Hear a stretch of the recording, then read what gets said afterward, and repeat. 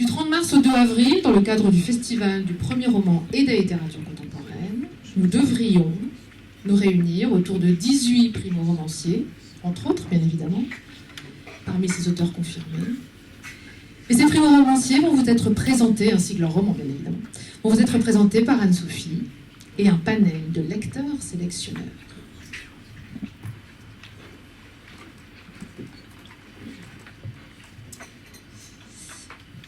Alain, Alexandre, Alexia, André, Annick, Antoine, Bernadette, les deux Caroline, Chantal, Christine, Christiane, Claude, Delphine, Dominique, Hélène avec un E, Hélène avec un H, Emma, Florence, François, Françoise, Fred, Frédéric, Jackie, Jean-Yves, Lynne, Madeleine, Marie, Marie-Annick, Marie-Christine, Marie-France, Marie-Vonne, Marité, Martine, Michel, Micheline, Nadine, Nicole, Noël, Pascal, Sandrine, Sophie, Sylvain, Sylvie, Sylviane, Thomas, Violaine et la petite nouvelle Virginie.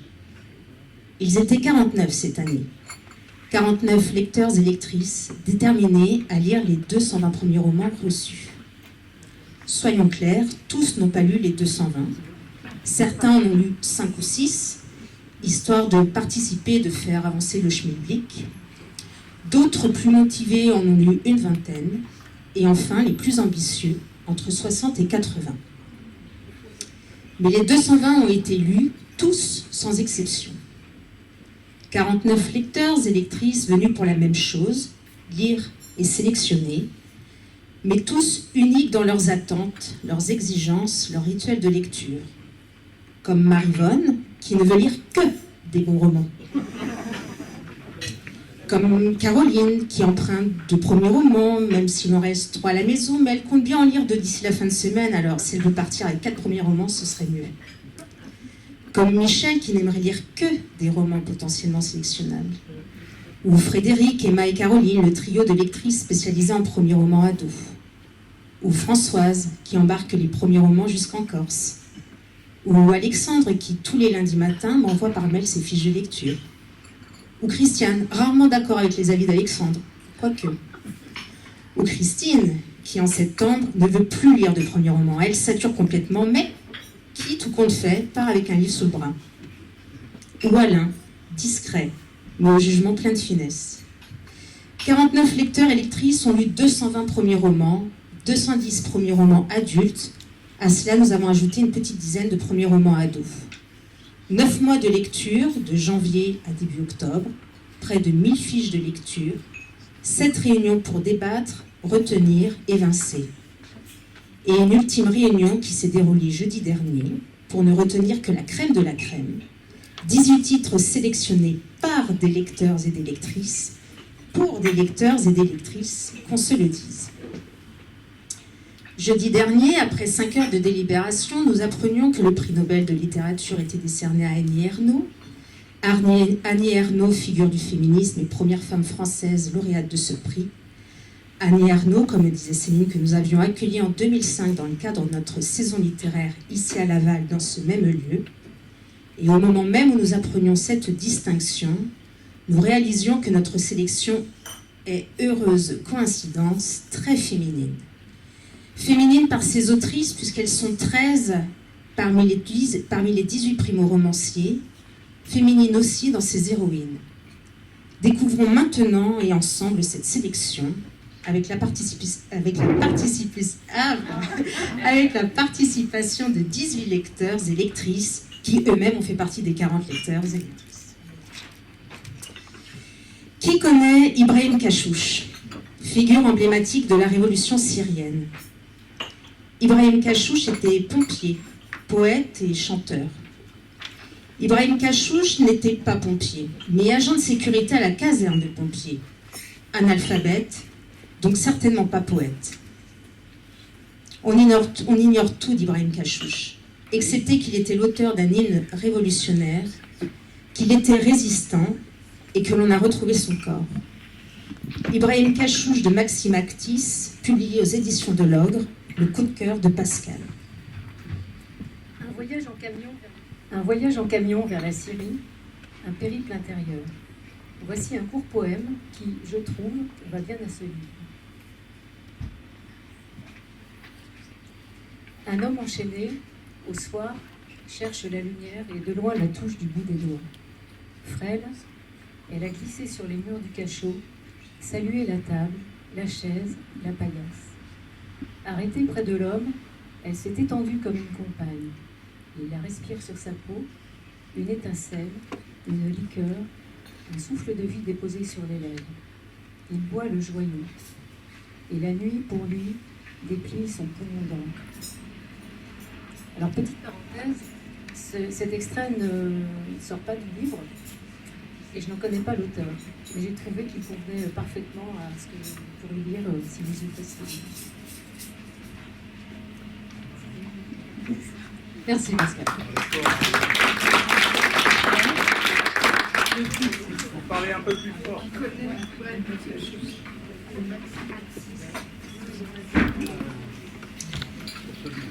Fille Rousse est une jeune fille de la tribu des yeux rouges.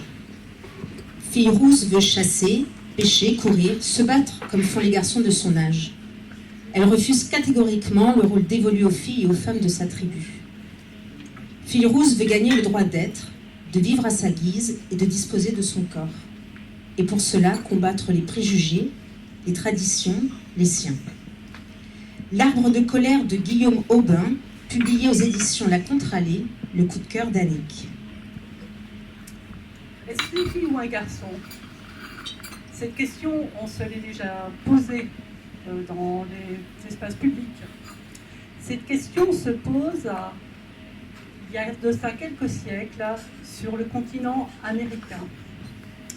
Deux tribus indiennes se disputent le territoire d'une île sur laquelle pousse un arbre qui porte des fruits aux vertus diaboliques, à moins que ces fruits aient un pouvoir maléfique. Des fruits gorgés de sortilèges, en tout cas, des fruits qui font de l'effet. Au pied de cet arbre, un bébé est né. Et ce bébé, est-ce une fille ou un garçon? Est-ce si important finalement? Ce roman nous entraîne aux abords de contrées mystérieuses. Moi j'aime bien quand c'est mystérieux dans les romans. Mais avec des contours nets, précis, extrêmement bien dessinés. Moi j'aime bien aussi quand les romans sont nets, précis. Ce roman, vous n'allez pas vous perdre dedans. Vous allez vous y plaire. Du moins, je vous souhaite.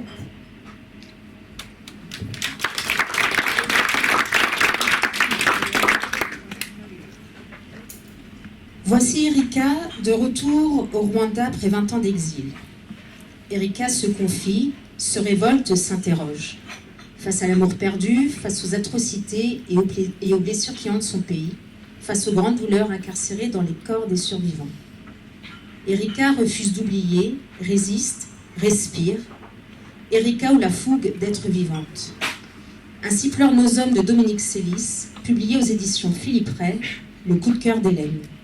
Depuis sa rupture avec Vincent, Erika vit sur un fil. Elle décide d'adresser des lettres à sa sœur pour exorciser de son corps un amour dévastateur qui l'habite encore.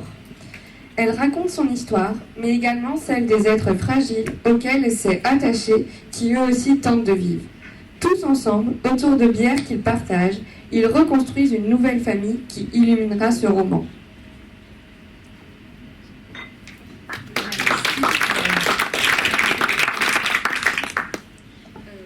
Elle est sur le point de quitter son mari, et pour aller de l'avant, elle se tourne vers son passé. La narratrice a grandi dans une ville ouvrière près de la frontière allemande, dans une famille recomposée, entourée de 9 frères et sœurs de 2 pères différents. Une vie précaire, empreinte de malheurs, de heurts, de drames. La narratrice livre sa vie, s'assume, assume ses erreurs, ses errances, ses failles et son désir de vivre. Vivante de Françoise Collet, publié aux éditions Miel et Barreau, le coup de cœur de Marie-Christine. Un langage vif, incisif, cru parfois, mais non sans humour, pour raconter le quotidien d'une famille de 10 enfants vivant en HLM, avec un père souvent ivre, et quand il est ivre, il devient violent. Mais une mère aimante, une fratrie solidaire, permettent de vivre de temps en temps des petits bonheurs. L'auteur emprunte à Ferré cette phrase délicieuse pour définir le bonheur. Le bonheur, ce n'est pas grand-chose, c'est du chagrin qui se repose. Lorsque la narratrice se retrouve confrontée à des difficultés dans sa vie d'adulte, c'est dans le souvenir de sa mère qu'elle va puiser ses forces. Cette mère, capable de rester impassible quand son mari commence à proférer des menaces. Impassible par soumission? Non. Par peur? Non. Mais pour éviter d'attiser la violence, afin de protéger ses enfants. Et quand malgré tout cette violence déborde, elle a trouvé la parade. Les enfants se réfugient chez la voisine. La réciprocité est de mise. La solidarité entre mères est bien réelle. C'est aussi cette mère qui, lors d'une scène violente entre le père et le fils devenu adulte, par sa tendresse et ses caresses, est capable de ramener le fils à la réalité pour lui éviter de commettre l'irrémédiable. C'est encore cette mère, profitant d'une absence prolongée de son mari, à la force de retapisser la chambre des filles et le couloir d'entrée. À quoi ça sert de dépenser de l'argent pour faire du beau, quand bien souvent la famille ne peut même pas obtenir les produits de première nécessité, diront les âmes bien pensantes. Faire du beau, c'est peut-être, c'est sûrement mettre du baume au cœur. Il y a peu de mots entre elle et sa mère. Elles se comprennent. Voici comment elle perçoit la relation avec elle. Pour moi, c'était une super héroïne. La personne la plus intéressante que je connaissais. C'était elle qui avait lu le plus de livres, qui me faisait mes rédactions, qui me disait qu'il y avait un ailleurs, une autre vie possible. Elle ne me bourrait pas le crâne avec des rêves de midinette. Elle attendait autre chose de moi. Elle me le faisait comprendre un peu chaque jour, sans même me parler. D'ailleurs, on ne se parlait pas tant que ça. On n'en a jamais vraiment eu besoin. Notre communication était intuitive, presque télépathique. C'était comme une promesse qu'on se serait faite quand j'étais encore dans son ventre et dont on n'aurait plus jamais parlé. C'était plus que de la confiance, comme un pacte. J'avais foi en elle, elle avait foi en moi. Quant à son père, elle voudrait bien être connue et aimée. Mais c'est la peur et la haine qui dominent. Tous les soirs, elle prie pour qu'il meure. Il n'est pas mort, pas tout de suite. Mais il est parti et la famille a pu respirer. Sa colère l'a quittée le jour où, apprenant la mort de son père, elle a pu dire devant ses frères et sœurs et la famille du père vivant en Algérie toutes les souffrances, les humiliations et violences qu'ils ont eu à subir de ce père peu aimant. De retour en France, dans l'avion, la fratrie se retrouve unie, complice. Ils sont apaisés, vivants.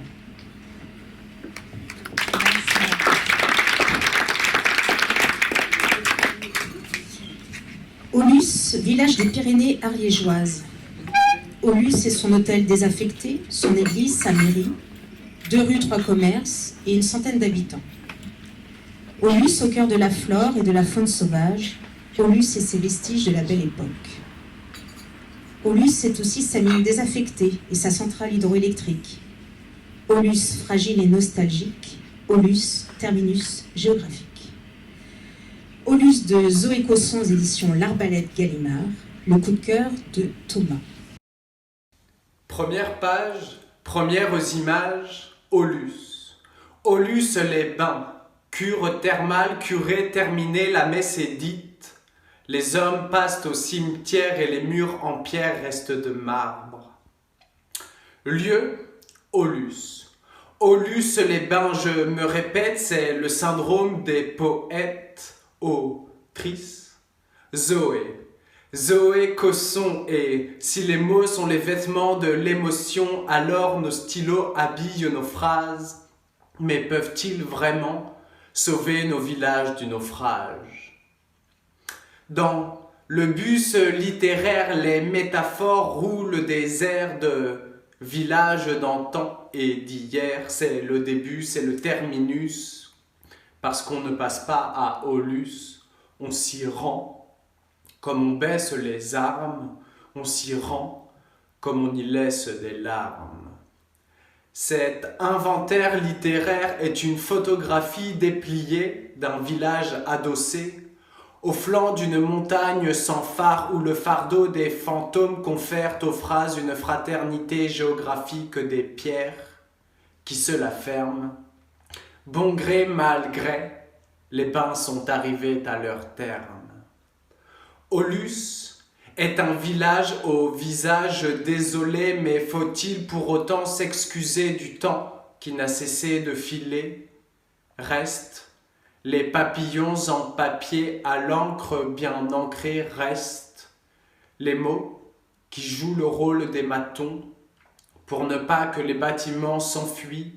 Ils sont les bergers immobiles d'un bétail de béton.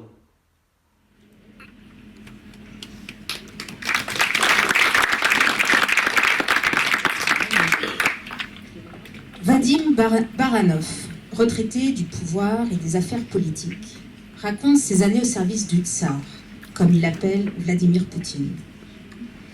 Vadim Baranov raconte l'ascension de Vladimir Poutine, de sa nomination comme premier conseiller de Boris Eltsine, jusqu'à l'annexion de la Crimée et l'invasion du Donbass en 2014. Vadim Baranov, éminence grise mais fictive de Vladimir Poutine, retrace l'histoire russe de ces 30 dernières années et nous entraîne dans les méandres du pouvoir. Le match du Kremlin de Giuliano da Lupoli, publié aux éditions Gallimard, le coup de cœur de Marivonne. Alors, comme il paraît que je n'aime que les bons livres, je vais donner la qualité essentielle de celui-ci, c'était l'écriture. Une écriture exigeante, une écriture classique, de vocabulaire recherché. Cette écriture me permet de créer tout de suite une atmosphère dans laquelle je suis rentrée vivement et qui a éveillé mon imagination. Mon imagination m'a emmenée dans un théâtre de Moscou, puisque le narrateur est metteur en scène, homme de théâtre, homme de télévision.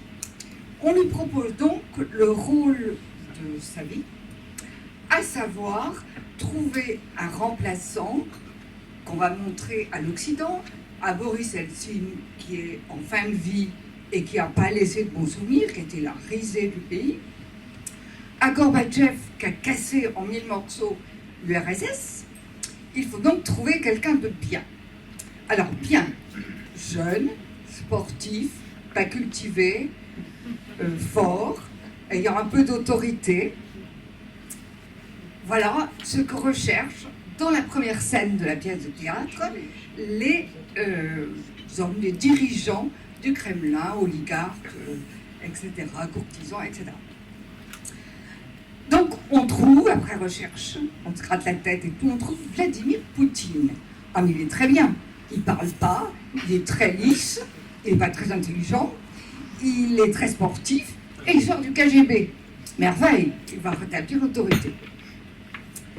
Donc voilà la première scène. Je vous fais grâce des autres scènes parce que 2 heures c'est beaucoup. Donc je résume en une phrase donc je vous résume en une phrase. Le Vladimir Poutine prend le pouvoir avec autorité, l'exerce sans partage absolu et devient le tsar. Dernière scène, le tsar est seul dans son bureau avec son seul conseiller, son labrador. Le reste, je vous laisse l'imaginer.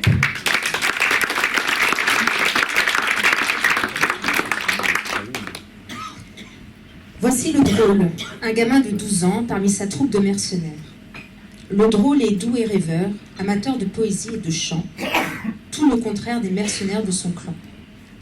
D'ailleurs, le drôle ne trouve pas sa place dans ce clan, et il se sent seul.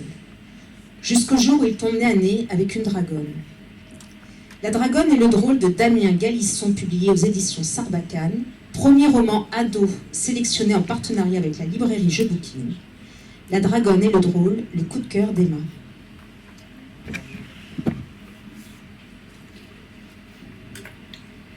C'est avant tout une invitation au voyage, au cœur d'îles flottant dans l'espace.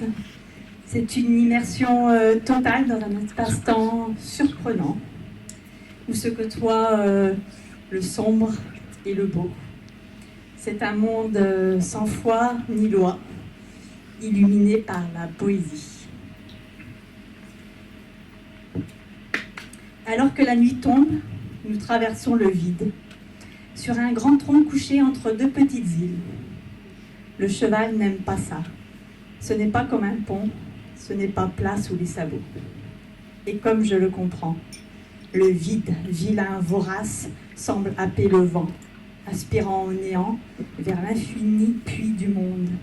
Sa grande gueule gloutonne, prêt à nous engloutir. Tanner me dit, le drôle de sa voix agacée. Je l'agace, car je flotte. Je ne tiens pas en place, je ne suis pas attentif, et pourtant je m'accroche comme je peux au cheval pour rejoindre l'autre rive. Pas plus que la grosse bête, je n'ai vraiment confiance dans le tronc vermoulu à l'écorce glissante. Le visage de Tanner, celui des mauvais jours, son expression butée et chargée de colère. Il maugréille, il trépigne, je dois faire attention. Surtout, ne pas flotter s'il me donne un ordre. Si je ne l'entends pas, une gifle musclée va me remettre droit, les pieds au fond des chausses. Et puis chef, lui aussi, souffle fort par le nez.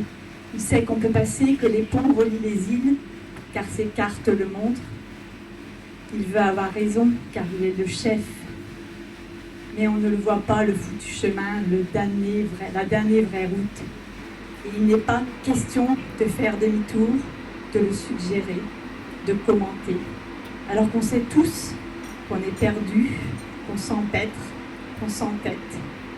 À s'enfarger dans les 100 000 ronces et fardoches qui s'accrochent à nos frocs. Et moi, je les agace. Je suis crevée, je flotte. Je suis comme les îles. Ça y est, je suis passée.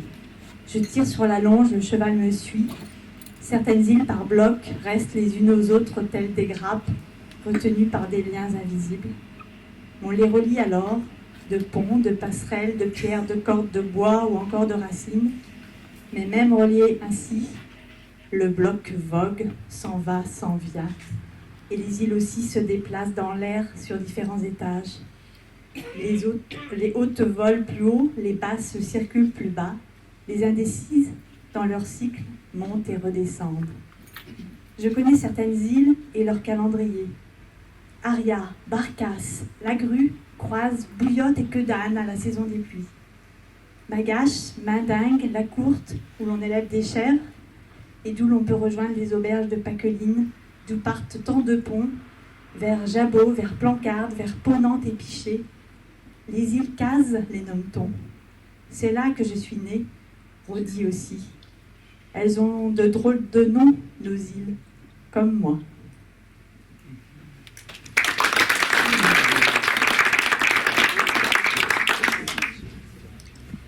Voici Livio, en cours d'histoire, face à sa classe, prêt pour son exposé. Livio a travaillé sur les autodafés nazis et sur Magnus Hirschfeld, un médecin juif allemand qui militait pour l'égalité entre hommes et femmes et le droit des homosexuels. Pour Livio, c'est bien plus qu'un exposé, une revendication, un moment de courage et peut-être un aveu. Mais Livio se heurte à l'indifférence et à l'hostilité de sa classe. Depuis lors, Livio a disparu et personne ne sait où il est. Portée disparue de Brigitte Giraud, publié aux éditions L'École des loisirs. Autre premier roman ado sélectionné en partenariat avec la librairie Je Bouquine. Portée disparue, le coup de cœur de Frédéric. La professeure d'histoire. Livio n'avait pas hésité à se concentrer sur le parcours et le combat de ce médecin hors du commun qui avait lutté dès le début du XXe siècle pour l'égalité homme-femme et pour la défense des droits des homosexuels. C'était gonflé de sa part, d'autant que je découvrais l'existence de Hirschfeld en même temps que les 30 adolescents dont j'avais la responsabilité. Et je n'avais aucune longueur d'avance, aucune capacité à anticiper. C'était la matinée de tous les dangers. Arthur. Une fois que j'ai commencé à me moquer de Livio ce matin-là, je n'ai plus pu m'arrêter. C'était plus fort que moi. J'ai du mal à comprendre pourquoi. Plus Livio nous donnait des détails sur Magnus Hirschfeld, l'Institut, la traque des homosexuels, plus je me sentais mal. J'avais pas vu venir. Quelque chose m'insultait, je ne sais pas si c'est sa voix ou son aisance. Enfin, j'avais envie de le faire taire.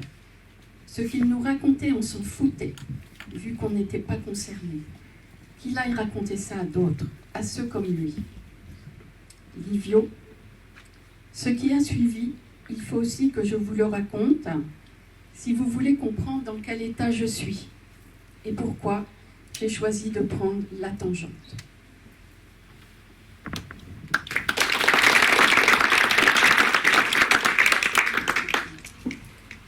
Armand est préoccupé par le comportement de sa petite fille, une adolescente difficile.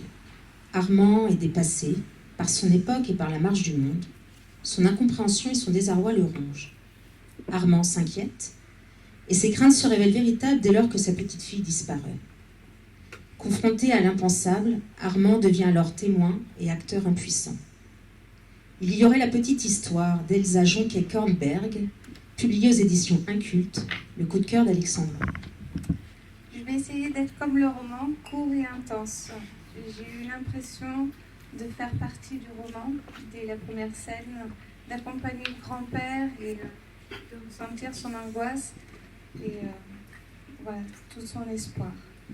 On ressent rapidement qu'un drame est en train de se jouer et l'auteur nous transmet une multitude d'émotions, l'inquiétude, l'incompréhension, l'espoir, le chagrin, la colère, mais aussi beaucoup de tendresse. C'est vraiment captivant.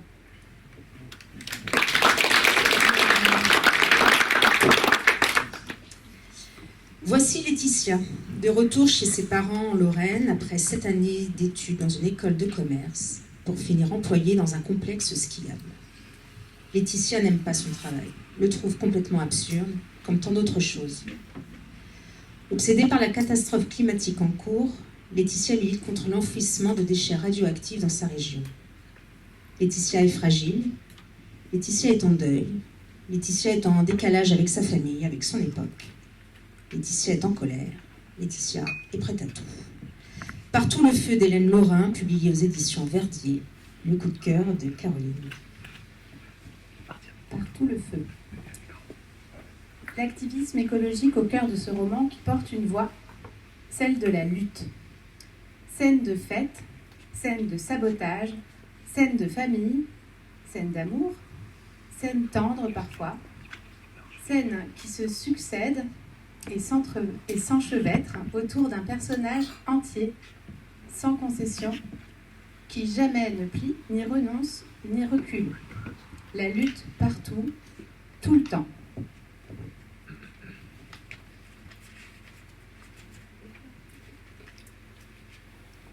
Sa voix est rendue en vers brisé, à ponctué, qui accumule des bribes heurtées de pensées et de formes dialoguées. Formule choc, surnom percutant, banderole, répartie cinglante, une langue ciselée et travaillée en densité et en images pour dire la violence intérieure, voire le chaos. Partout le feu, dans ce texte à fleur de peau, où la peau est le témoin, à vif, de l'irritation. Dans une écriture qui gratte et qui brûle, une écriture épidermique. Une écriture au rythme soutenu, itérative, à l'image de la musique très contemporaine qu'écoutent les narratrices, une musique omniprésente, scandée ou pianotée en silence jusqu'à l'obsession, et qui accompagne la tension tout du long, jusqu'à la fin, spectacle. Partout le feu, dans ce premier roman radical, un univers habilement et minutieusement déployé par morceaux, dont on saisit au fil des pages la cohérence globale parfaite. La cohérence de cette écriture singulière qui porte si bien cet univers et son propos. Cette écriture comme un travail d'orfèvre.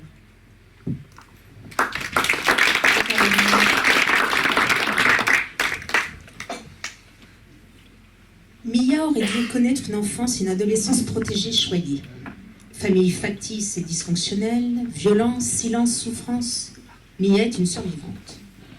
Quand les monstres remontent à la surface, c'est une explosion d'émotions et de mots, intenses et justes, que nous offre l'autrice de ce roman.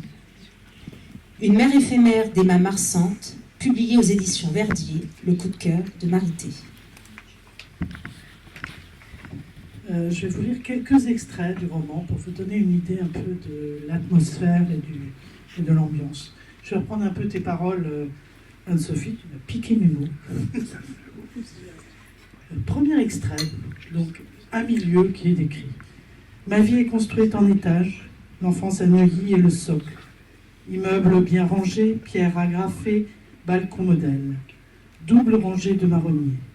Mémoire lisse, trou structurel. L'enfance, le viol, la violence, la peur, la soumission, le luxe, l'art, le mysticisme, la démence, le silence, la culpabilité, la haine, la honte. Quelques mots maintenant sur les personnages, toujours de la narratrice qui présente sa famille. Quoi d'eux? Pour ce qui est de lui, obsession de l'argent, grande estime de soi, soin maniaque, imaginaire concentrique, sadisme. Je penche pour une structure paranoïaque.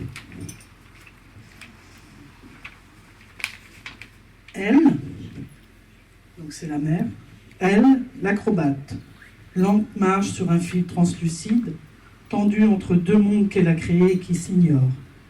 Mur de sa vérité intime, mur de l'épouse. Et enfin, le frère. Ma mère a créé très vite le mythe du grand frère. Stanislas, occupe-toi de ta sœur. Mia, obéis à ton frère. Stanislas n'est pas un enfant. Stanislas n'est pas un petit garçon.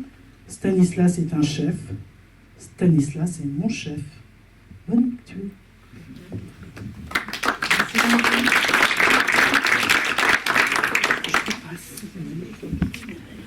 C'est l'histoire d'une première fois, d'un amour adolescent entre Zach et Flora, concentré de fièvre, de désir, de vertige et de doute. C'est l'histoire de toutes les premières fois liées à l'enfance et à l'adolescence, auxquelles nous devons un jour renoncer pour basculer dans l'âge adulte. L'effet Titanic de Lily Nissen, publié aux éditions Les Avrils, le coup de cœur de Christine. Alors je vais dire comme Marie-Thérèse, tu m'as piqué mes idées, donc j'ai pris un autre... Voilà, la rébellion chez les lecteurs, il va falloir changer l'année prochaine. Alors vous allez me dire l'effet Titanic, ça y est, on va nous faire un remake du film. Voilà.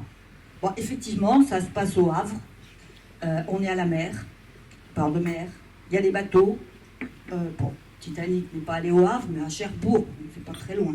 Hein. Et puis, on a deux personnages qui vont tisser une histoire d'amour, tiens, bah, ouais, comme dans le film Titanic. Hein. Et ils sont de deux milieux différents. Et bah, c'est comme dans Titanic. Donc, effectivement, on a une histoire d'amour entre ces deux adolescents.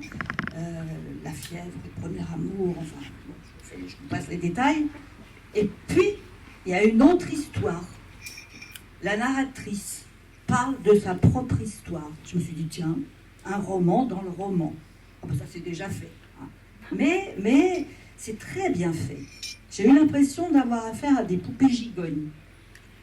Alors, la narratrice, elle va nous parler de tous ces manques, de toutes ces pertes. Perte de l'adolescence, perte de l'insouciance de l'adolescence, perte d'un amour. Voilà. Et j'ai fini par me dire, ce ne serait pas l'iceberg, là, qui est un peu sur son chemin.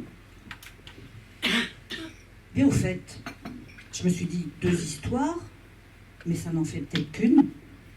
Alors, je vous laisse découvrir, vous verrez bien. Hein.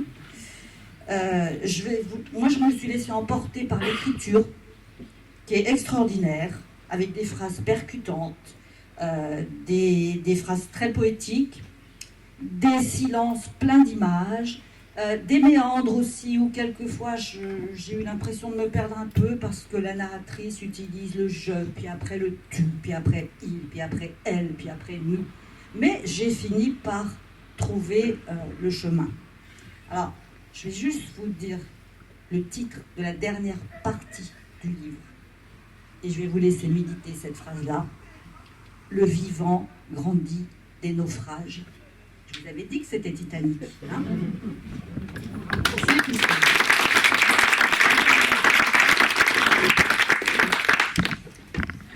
Voici Paulina, ou plutôt Pauline.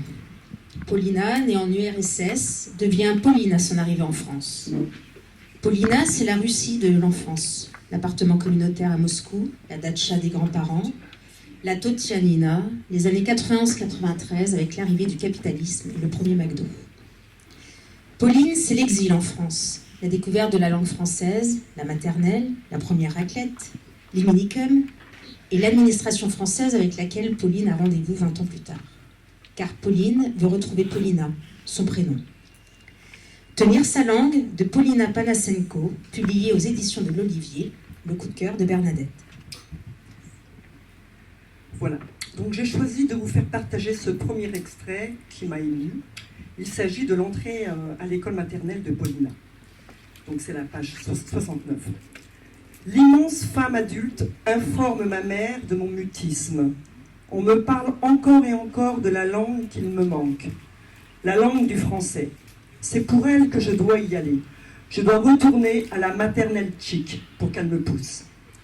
La maman de Paulina rajoute tchik à la fin des mots pour les adoucir en fait. Voilà. Et j'ai choisi un deuxième extrait où je me suis bien retrouvée à l'époque, quand je travaillais sur le quartier du Pavement. Voilà. Et c'est à la page 109-110. C'est russe à l'intérieur, français à l'extérieur. C'est pas compliqué. Quand on sort, on met son français. Quand on rentre à la maison, on l'enlève. On peut même commencer à se déshabiller dans l'ascenseur, sauf s'il y a des voisins. S'il y a des voisins, on attend. Bonjour, bonjour, quel étage? Bon appétit. Alors pourquoi j'ai aimé donc, et envie de défendre ce premier roman et de vous le faire partager? Ben oui, ce roman, il a bousculé mes certitudes sur l'apprentissage de la langue française, sans prendre en compte, toujours, les richesses de la langue d'origine. On a tellement envie que les gens s'intègrent, quoi. Le changement d'une voyelle dans un nom, ça n'est pas grand-chose, et pourtant tellement important pour la personne. Et aussi, dans ce livre, on oublie souvent l'enfant qui ne décide pas pour partir. Il suit sa famille. Voilà. Et puis aussi, bon, il y a des choses très drôles au niveau des codes culturels, c'est touchant et c'est drôle à la fois quand la famille offre des chrysanthèmes à ses voisins, lors de l'invitation à la raclette. Voilà. Merci. Merci Bernadette.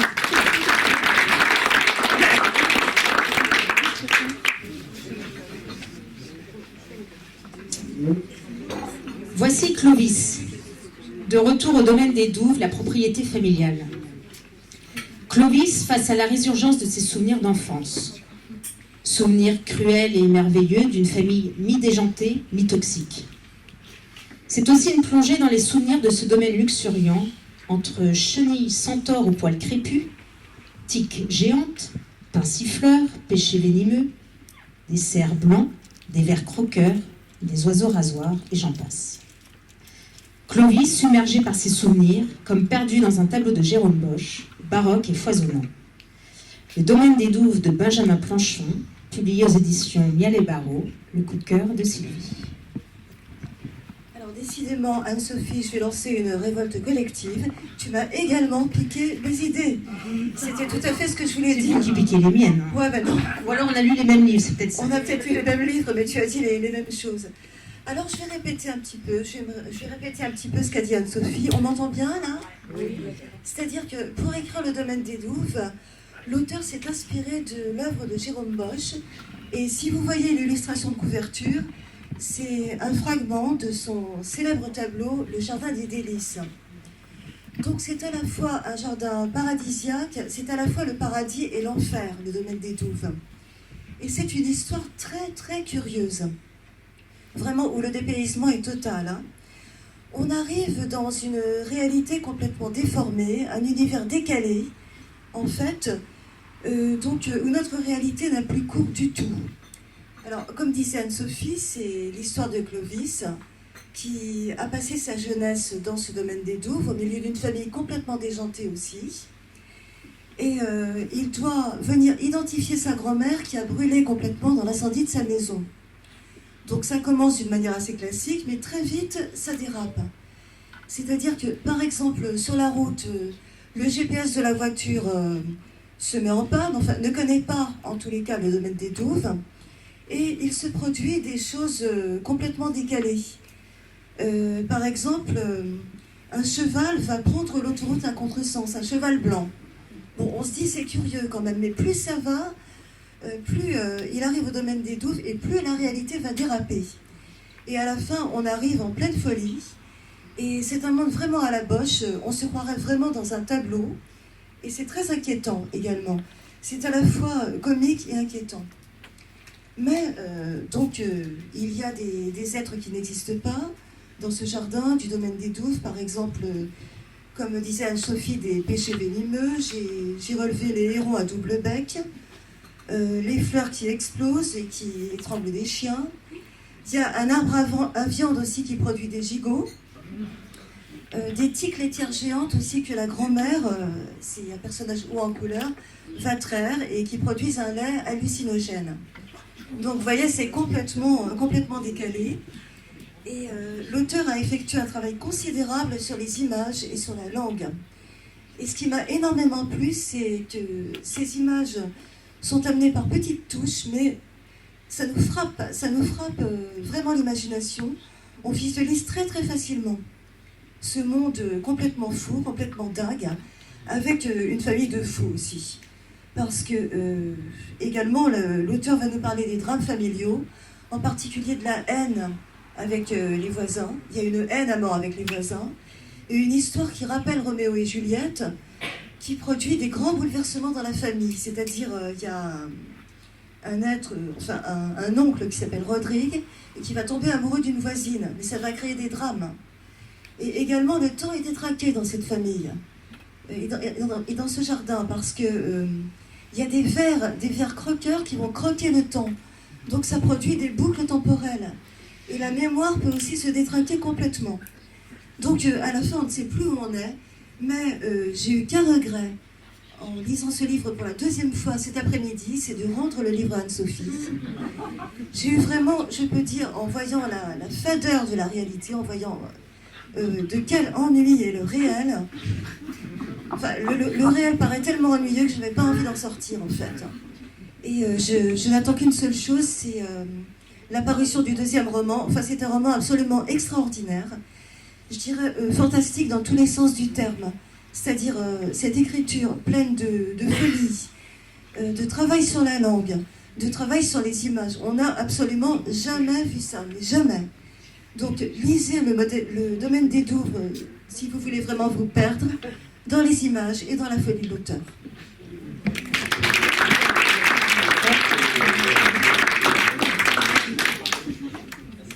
On a l'impression que le roman fait 800 pages, un truc comme ça.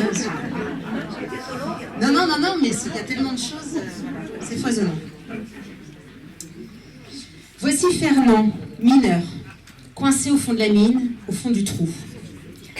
Fernand sous ses souvenirs comme sous les gravats. Souvenirs d'enfance, souvenirs de famille, souvenirs doux et amers, mère froide, père effacé, Mario le pote de toujours, Martha l'être aimée.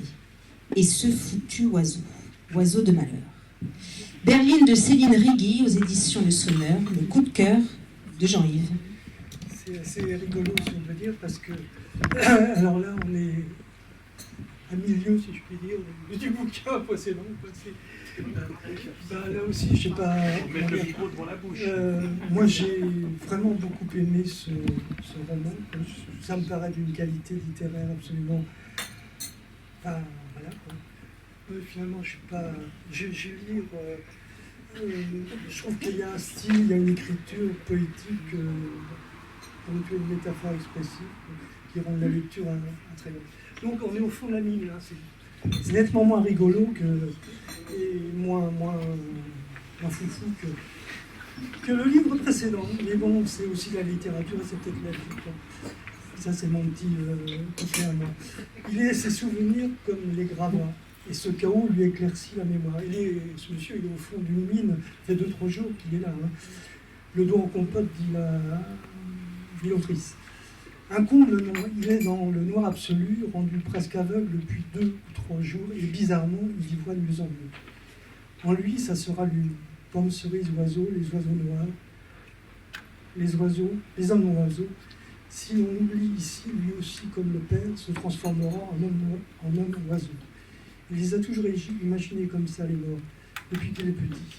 Des hommes oiseaux dans un long manteau bleu, avec un chapeau bleu qui monte au ciel en battant des bras, un peu à la manière du Mario, un jour dans le poulailler de la Pia. Ça, il faut avoir lu avant.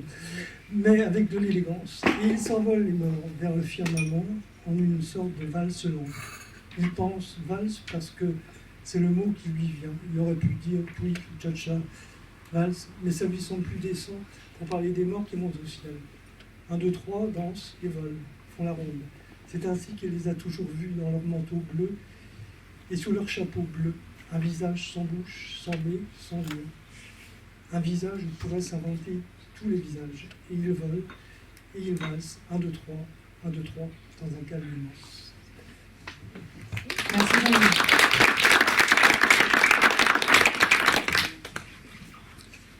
Voici Gabrielle, une adolescente en pleine transition. Gabrielle, que l'on voit grandir de sa naissance jusqu'à son adolescence dans un petit village du sud-ouest de la France, au sein d'une famille regroupant 4 générations. Gabrielle, débordante d'énergie et battante. Gabrielle dans l'intimité d'un corps en mutation. Gabrielle et ses premiers émois. Gabrielle parmi les siens. Mais à 13 ans, la vie de Gabrielle bascule. Les maisons vides de Laurine Tizy, publiées aux éditions de l'Olivier, le coup de cœur de Sophie. Alors, moi, rien à voir avec ce que je viens de dire. On a lu le même, quand même. Les maisons vides. Je vous fais la visite. Imaginez une étagère dans une maison, pas si vide. Sur cette étagère, à côté du lit,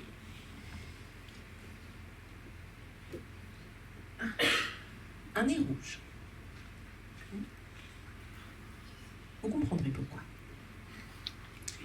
Une statue de la Vierge, en plâtre, vous savez, avec le chapelet qui luit dans la nuit, là, à la pénombre. Le portrait encadré d'un homme au bout à 30 ans, hein, comme le sont les hommes de là-bas, le front bas, le sourcil épais. Il gagnera en largeur les quelques centimètres qui ne lui viendront jamais en hauteur, dans l'air des montagnes.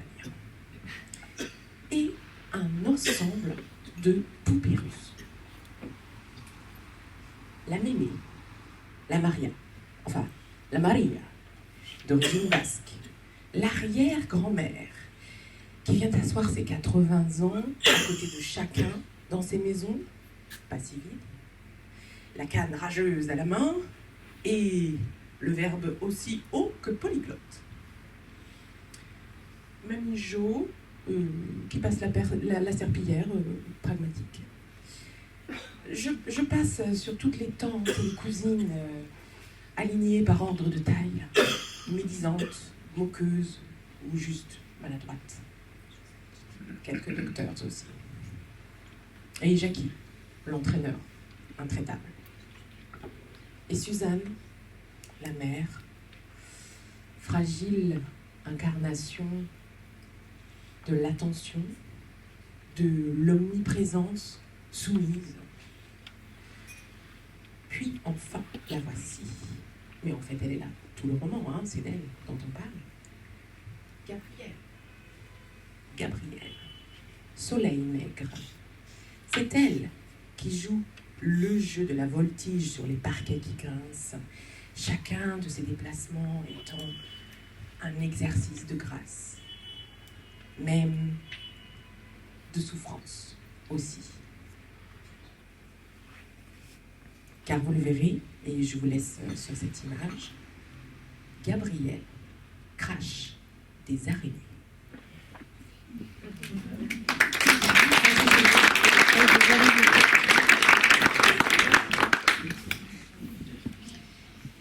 C'est l'histoire d'un roman perdu. Dans ce roman, nous faisons la connaissance de Pamela à l'initiative d'un projet d'écriture collective en ligne. Pamela le nourrit de façon très attrayante, que de nombreux auteurs de l'ombre se greffent au projet, l'alimentent, le corrigent, le développent. Ce roman, que Pamela et ses co-auteurs écrivent ensemble, raconte l'histoire de Gloria Alzi qui perd le roman qu'elle est en train d'écrire. Et c'est justement ce qui arrive à Pamela. Son roman commence à lui échapper. Elle devine même être la future victime d'une scène de crime que ses co-auteurs sont en train d'écrire. Prise de panique, Pamela abandonne son projet d'écriture, perd donc son roman, comme son héroïne Gloria, qui elle aussi a perdu son roman, et fuit. Pas Gloria, mais Paella. Pamela. Parce que Paella... Et dans sa fuite, elle s'en remet à une certaine Laura Tinard, l'autrice de J'ai perdu mon roman. Vous suivez?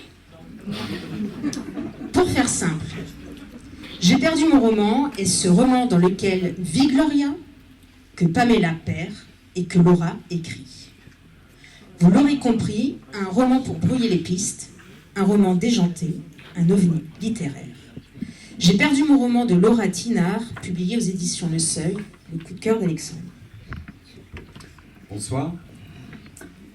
Oui, un ovni littéraire, d'où, promis, je ne vous dirai rien. Par respect, j'ai accepté de prendre la parole, mais je ne vous dirai rien parce que voilà, il y a un certain nombre de surprises sur lesquelles repose le roman, donc je ne dirai rien. Mais par contre, je peux déployer quelques détails dont tu as parlé, à savoir, Laura Tinard est donc autrice et performeuse, dans la vie réelle. Et c'est bel et bien en performeuse qu'elle entreprend l'écriture de ce roman. Alors la performance artistique, vous voyez, c'est c'est de jouer justement des frontières qu'il y a entre l'art et la réalité. C'est faire sortir le jeu de la scène, c'est faire sortir le tableau du cadre. Et c'est, voilà, ajouter l'art à la vie à l'art, tout ça c'est connu. Mais par contre, pour un roman, avec un roman, c'est-à-dire en littérature, comment on fait avec la littérature qui n'est précisément pas du spectacle vivant? Enfin ça, en êtes-vous sûr? C'est là où j'ai aimé, en démarrant ce livre, suivre Laura Tinard pour savoir comment elle allait nous accompagner justement sur son terrain, sur cette histoire un peu folle. Et j'ai eu grand plaisir à voir les ingrédients qu'elle allait utiliser, donc je ne vous dirai rien, mais simplement on comprend à ce que peut nous dire Anne-Sophie, qu'elle va aller chercher quelques ingrédients qui lui sont hérités, par exemple, d'une Mary Shelley. Vous savez, cette autrice géniale à qui l'on doit, oui, il y a depuis plus de 200 ans. Frankenstein. Et son monstre, oui, exactement. Et avec ce roman, le principe de la créature qui échappe à son créateur, voire qui se retourne contre son créateur. Donc ça, c'est un principe absolument génial qui a inspiré tout un pan de la littérature, voire même du cinéma depuis, et qui lui-même est inspiré de la réalité. Je veux dire, il suffit de voir ce que l'humanité peut provoquer dès lors qu'elle tente de mettre au monde ses vœux les plus chers. Et il s'agit de voir ce que la planète elle-même a pu provoquer en mettant au monde l'humanité. Vous voyez, ce principe, on peut le regarder dans n'importe quel sens, ça marche dans tous les sens, toutes les coutures, c'est assez génial, mais c'est totalement terrifiant. Et c'est exactement ce qu'elle va faire, ce qu'elle va utiliser. Alors qu'est-ce que ça donne? Tu as tenté de nous résumer un peu les choses, mais si je reprends bien, on va dire que si la fiction se joue de la réalité et que la réalité se met à se retourner contre la fiction, sinon contre elle-même, et vice-versa. Alors là, je ne vous dis plus rien. Et je vous souhaite une bonne lecture.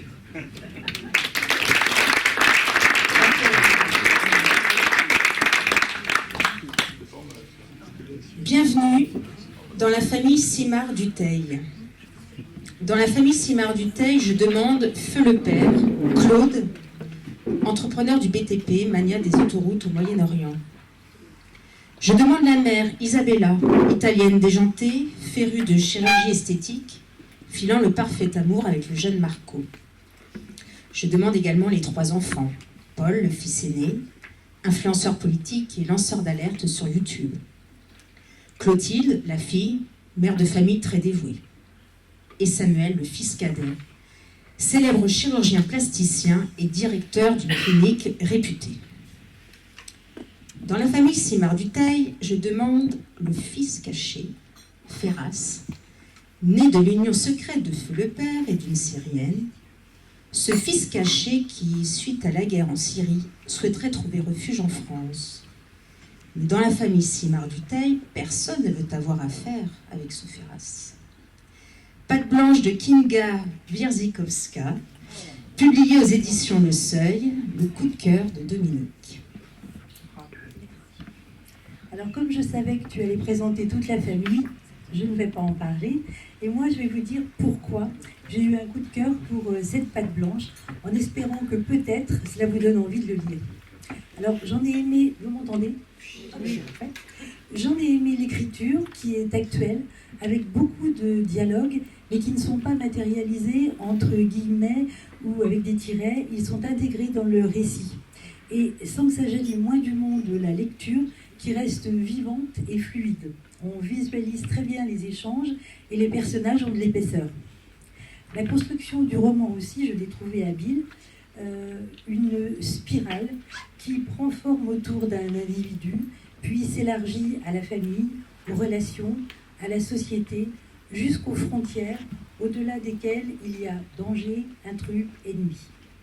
En parallèle, se met en place une tension qui monte et nous oriente dans une direction bien précise. J'y ai vu un jeu de dupes cruel et drôle aussi, il y a beaucoup de drôlerie. Et le meilleur pour la fin, c'est justement le dénouement. J'en voyais un se profiler avec quelques variantes que je jugeais possibles. Eh bien, j'avais tout faux. Kinga Wierzykowska, j'ai pourtant répété pour ne pas me tromper, a bouclé la boucle de façon magistralement inattendue, déconcertante et très maligne. Je vous laisse la surprise. Voilà.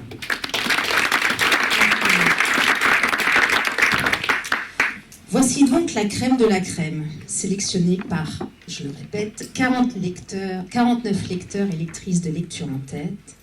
Et je remercie les lecteurs et lectrices de ce soir pour leur présentation toute personnelle. En 30 ans, Lecture en tête, accompagnée et soutenue par ses lecteurs bénévoles, car sans eux, il n'y aurait pas de sélection. En 30 ans, Lecture en tête a fait ses preuves.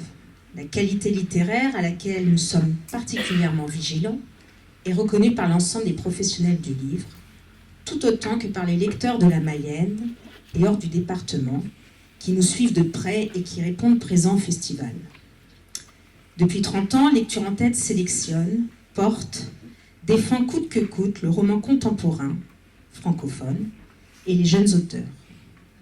C'est plus de 400 primo-romanciers que l'association a repérés, comme Mackenzie Orsel, que nous avions invité en 2013 au Festival du premier roman pour les Immortels, puis en résidence en 2015-2016 pour l'écriture de Maître Minuit, Mackenzie Orsel, qui est actuellement dans la 2e sélection du prix Goncourt pour une somme humaine.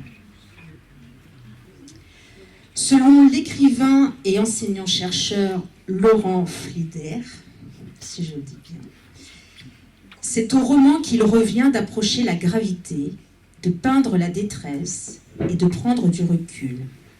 Et, je le cite, au-delà du roman, il y a donc, il y aura donc, il faut qu'il y ait, le roman encore et toujours, car il est la porte ouverte à tous les possibles. Il est ce qu'il y aura après, ce qu'il aurait pu y avoir si, ce qu'il y aura quand, ce qu'il y aurait à condition que, et également ce qu'il y a ici, et là, et à côté, là où on n'ira jamais, là où on aimerait tant, là où ce n'est déjà plus, là où pour rien au monde. En voici 18 des portes ouvertes à tous les possibles. À vous maintenant de vous en emparer, de faire connaissance avec Ibrahim, Firouz, Erika, Olus, Vadim, Le Drôle, Livio, Armand, Laetitia, Mia, Zach et Flora, Pauline, Apolline, Clovis, Fernand, Gabriel, Pamela, Gloria, Laura et la famille Simard-Dutheil, et de découvrir leurs univers riches et singuliers. Et rendez-vous du 30 mars au 2 avril pour rencontrer leurs autrices et leurs auteurs. Merci à vous.